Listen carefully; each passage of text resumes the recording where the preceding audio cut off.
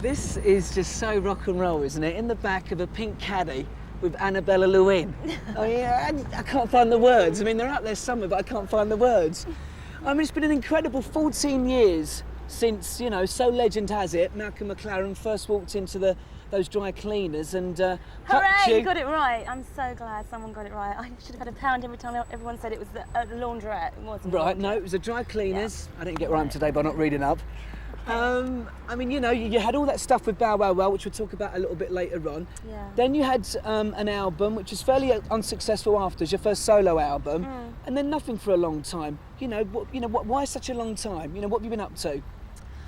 Well, I've been basically working on the songwriting side of things, and you say it's taken a long time, but to me, it's come at the right time. I spent the first few years obviously touring and playing live, and screaming and shouting and kicking.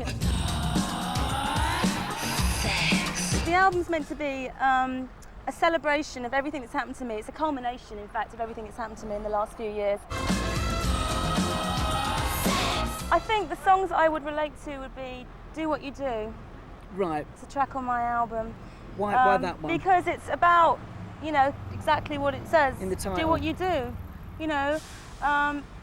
And also stone jumping is another one. We're all looking, we're all searching for something. We might not find it in this life, but maybe in the next life we will, you know, because I believe in reincarnation.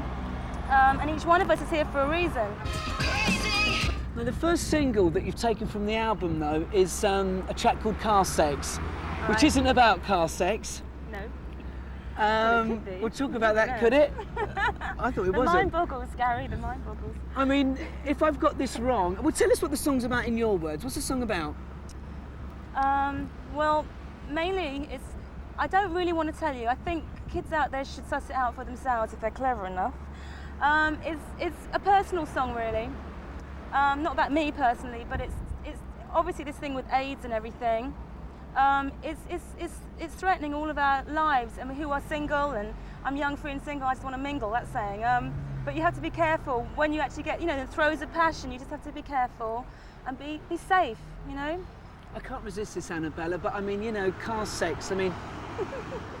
This is the hard question that's coming up. Well, I'm not going to even ask it, because I think you know, just saying car sex, do you know what I mean? I mean, that's it, that's the question. I mean, you know, fan of it maybe? Recommend it? I've never had sex in a car, but you know, I'm never open. ever? Never. Really? And I'm open to suggestions, actually. Really? Though. Are you actually propositioning me or something? Who is this guy? How far you going, baby? I mean, did you want to do this before Malcolm walked into the dry cleaners when you were 14? What, sit in a Cadillac with you, Gary? Of course I did. Yeah. It was like being caught up in a cyclone and going for a helter-skelter ride all at the same time, Gary. It was brilliant though, and it was a real learning process for me. I learned a hell of a lot about myself. What sort of things?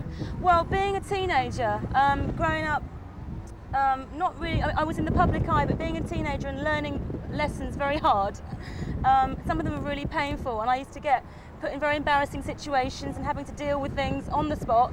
You got to go Starkers with this one, Annabella, and things like that. It was very difficult to deal with, but I think, you know, I got around it and I survived, and I found that the best way to handle it was to just not take it too seriously. I saw Malcolm, I've bumped into Malcolm a few times, and as I say, I think he's grown up, finally.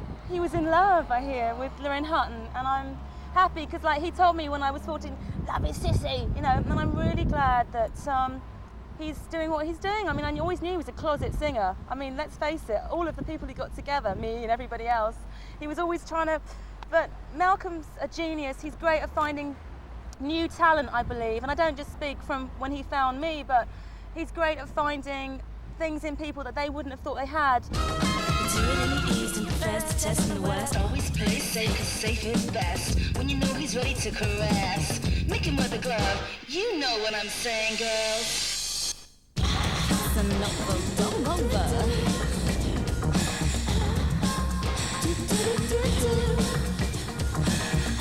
Valentino Bolova. Not sex. Don't give me a complex.